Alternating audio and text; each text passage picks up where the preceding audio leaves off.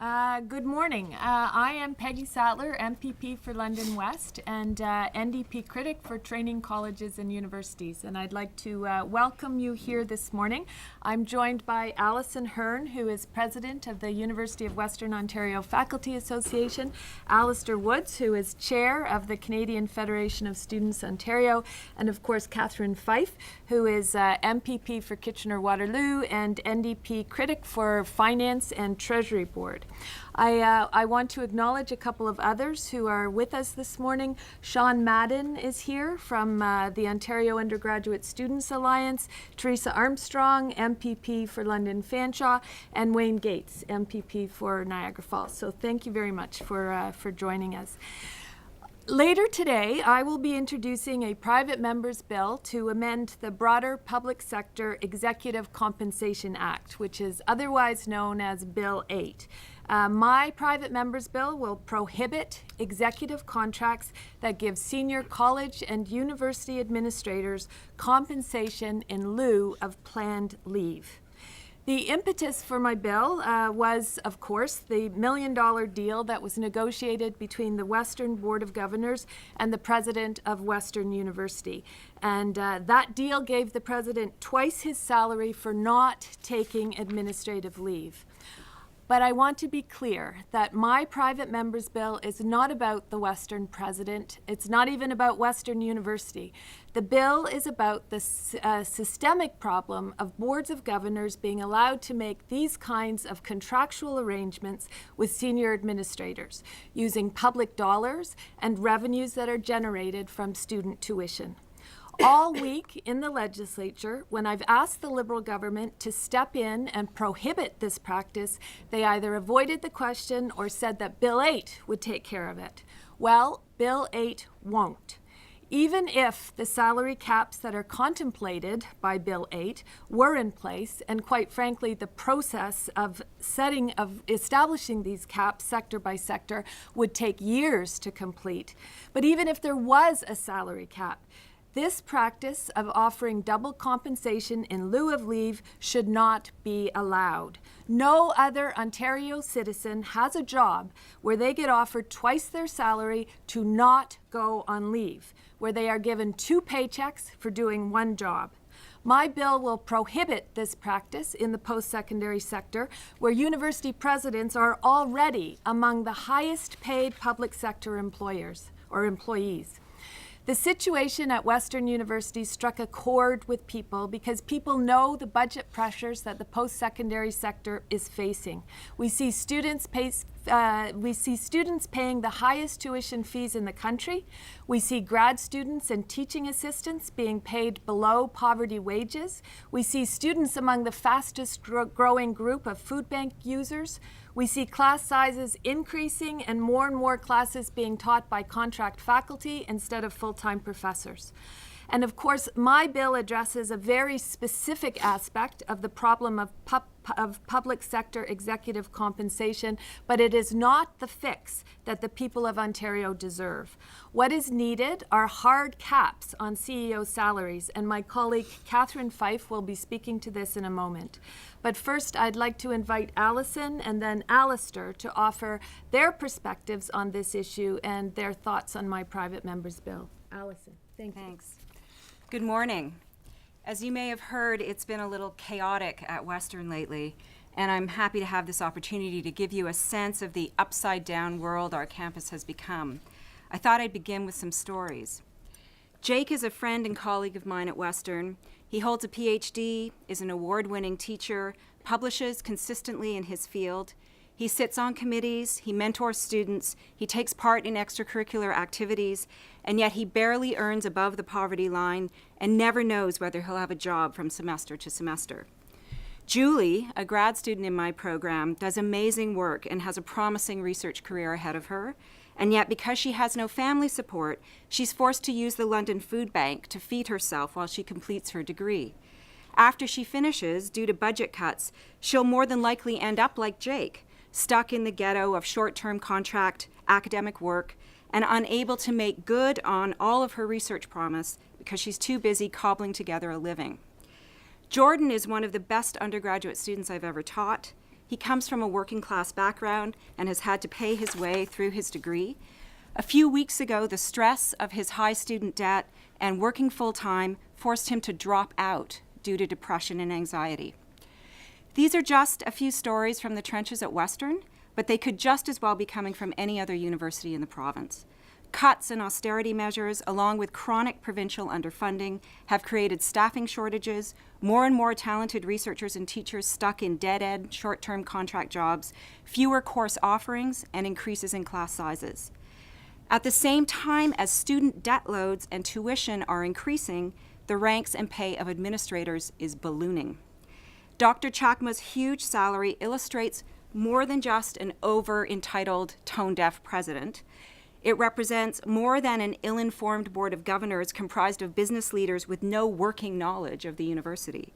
It's a potent symbol of the wrong-headed priorities that universities are now adopting in the age of austerity. Our public universities are paying out huge amounts of cash to senior administrators and leaving the frontline people, students, profs, and the many staff who provide everything from food services to keeping our campuses clean and safe out in the cold. As a result of these backward priorities, we're left to watch as the core mission of the university to educate students, train them in the values of citizenship, and to further knowledge of ourselves and our world is degraded past the point of recognition. President Chakma's pay is comprised of student tuition and taxpayer dollars. The University of Western Ontario Act charges the Board of Governors to, quote, do such things as it considers to be good for the university and consistent with the public interest, end of quote. How does directing money away from students and research and into the pockets of senior administrators accomplish either of these things? What has happened to the value of public service? One thing is crystal clear. We need to realign the actions of university presidents and boards with the realities of the people they are meant to lead and to serve. And that still holds true, despite the president giving his money back. It remains clear still that the priorities of the Board of Governors are skewed. Universities are not businesses, and education is not a commodity that you just pick up at your local campus from your smiling, tweed-clad service provider. We need to invest in students, in professors and staff in order to recover the core mission and public values of the university. That's what parents are paying for, it's what students are working for, it's what the community expects, and it's what we all deserve. Thank you very much. Thank you, Allison. Alistair? Thank you very much. Good morning, everybody. My name is Alistair Woods. I'm the chairperson for the Canadian Federation of Students Ontario, representing 350,000 college, undergraduate, and graduate students in all regions of the province. And I'm proud to be here today to support Peggy's private members bill, the broader public sector Executive Compensation Amendment Act for University Administrators. For years, students have been sounding the alarm about ballooning pay and benefits of upper administrators at Ontario's colleges and universities. Over the last 2 decades, tuition fees in Ontario have risen at 3 times the rate of inflation. Campus infrastructure has crumbled from years of neglect. Class sizes have swollen to unmanageable levels. Investment in faculty and instruction has slowed and stagnated. Ontario has become the most expensive province in which to attend college or university, yet ironically, the quality of education these institutions provide to students falls far behind other jurisdictions. Ontario students study in the largest class sizes with the lowest student-teacher ratio and the worst per-student funding allocation of all 10 provinces. The vast majority of undergraduate teaching is now conducted by contract instructors and teaching assistants who are often paid below the poverty line and have no job security. At York University, my alma mater, over 60% of undergraduate teaching is done by people who make up only 8% of the institution's budget. We are facing a crisis of quality, access, and affordability, but you might be forgiven for missing its severity if you simply looked at the salaries and benefits of upper administrators. As students struggle to pay for their education and living expenses, upper administrators reward themselves with 6-figure salaries and a dizzying variety of benefits that range from car allowances and drivers to entertainment expense accounts and even homes. If someone were to write a novel or make a movie about the state of higher education in our province, they might produce a sad, heartbreaking, and cringeworthy synthesis of Oliver Twist and Wolf of Wall Street. Over the past 2 decades, both the size and level of compensation of upper administrators has ballooned to completely unnecessary levels. President Chokma's cynical and self-interested move to collect his salary twice in 1 year should make everyone question his priorities and motivations as the head of one of the country's largest universities, even if he has chosen to give it back. Sadly, President Chokma's double dipping is simply a more egregious example of what is happening at institutions across the province. It is not uncommon for senior administrators to make more than the Premier of Ontario, sometimes double her salary, or in this case, quadruple. Take, for example, York University again, an institution that continued to pay former President Lorna Marsden for 7 years after she officially vacated her post. As President Emeritus, Ms. Marsden collected a total of $2,381,384.02 from 2007 to 2013 in a series of gradually decreasing payments that thankfully seem to have ended in 2014. Yet the administrators themselves are simply benefactors of deals offered to them by the institution.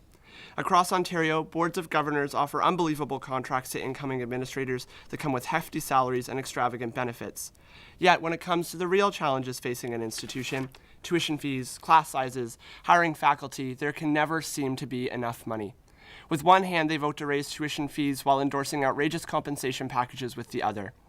The inverted logic of these deals is nauseating and absolutely unconscionable in a time where all of us are told we need to tighten our belts and make sacrifices to keep the doors open at public colleges and universities. I acknowledge this kind of behavior is not without motivation. In a province where public funding for higher education has declined steadily over the past 2 decades, institutions have become increasingly competitive, attempting to attract new students to make up for lost revenue and budget shortfalls. In this context, institutions think they must attract top talent for leadership positions, and apparently talent can only respond to money. But judging by the state of Ontario's post-secondary institutions, it doesn't seem to me that many upper administrators are talented at all. I recognize that many of the challenges our institutions face require broader action and investment from the provincial government, and administrators can only do so much to remedy these problems.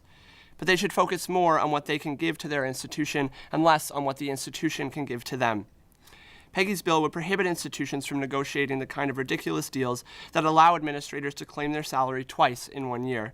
It is a much necessary and long overdue step in curbing administrative salaries, and the Federation strongly supports it. If this is truly a matter about investing in talent, then let's put the money where the real talent lies, with students and faculties in classrooms across the province. Thank you very much. And now I'd like to ask Catherine to speak about broader issues of CEO compensation in the public sector. Thank you very much, and it's a pleasure to join Alison and Alistair and Peggy in support of this private member's bill, which is obviously very much needed in the province of Ontario. So under Kathleen Wynne's watch, we've seen public sector CEOs hit the jackpot in the province of Ontario. As Liberals make these cuts to public services, we've seen healthcare and education cuts most recently, Kathleen Wynne is doing nothing to control the rise of these outrageous public sector CEO salaries, despite her pledge to do so. The Liberals have promised a hard cap. We, the New Democrats, have actually called for a cap of $418,000, which I think that we can agree is a fair amount of money for a CEO executive. It is twice the Premier's salary. We've insisted that it be a hard cap because clearly what is reasonable for some is not reasonable for others, and you have to start somewhere. Last year, the number of CEOs who make more than the Premier, based on the last Sunshine List, increased by 24%. That's 181 individuals who are making twice the Premier of this province. So in the face of the cuts to hospitals and to schools, and as has already been explained by the people who are living through these cuts and these austerity budgets that are affecting university campuses across the province, in the face of soaring CEO salaries, which I think that we can agree is a complete insult to the people of this province, the hardworking families, the students, the frontline workers in public service. The Liberals have a problem on their hands, and it is not getting better. It's getting worse. And we've heard a lot of rhetoric on Bill 8, for instance, and then most recently we've heard an MPP say that, well, the hard cap will come in the budget. Liberals have had the tools at their disposal to rein in CEO public sector salaries for years now. What is needed is exactly what the member from London West has brought forward, is a specific piece of legislative oversight which addresses and reins in out of control CEO public sector salaries, and it should receive the support of the Liberals because clearly they need to be educated on how to rein in public sector CEO salaries. So it's exactly what we need right now, a new level of financial accountability to protect the people of this province and to ensure that the citizens of Ontario are getting value for their money. Thanks very much, Peggy. Thank you, Catherine. Thank you so much, Alison and Alistair and Catherine, for joining me here this morning. I look forward to introducing my private members bill later this afternoon, and I do expect that the Liberals will take notice, and I look forward to the speedy passage of my bill. Thank you very much.